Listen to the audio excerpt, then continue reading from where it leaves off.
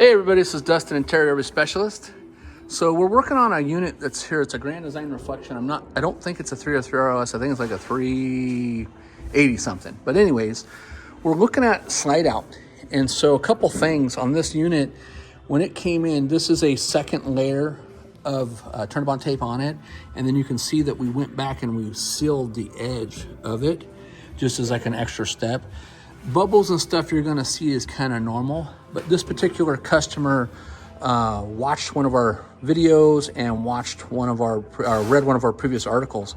And, we tell you that even though there's bubbles, on the rubber, but from the screw heads, you wanna double check those. So this particular coach, every screw hole on here, when it was installed from the factory, and again, nothing knocking on the factory, every other screw was skipped. And so as the years and time went by, this whole flange was getting loose. So you could come up here and I could wiggle it with the customer up here because we looked at it in the service drive when he pulled in. Another issue that we had in it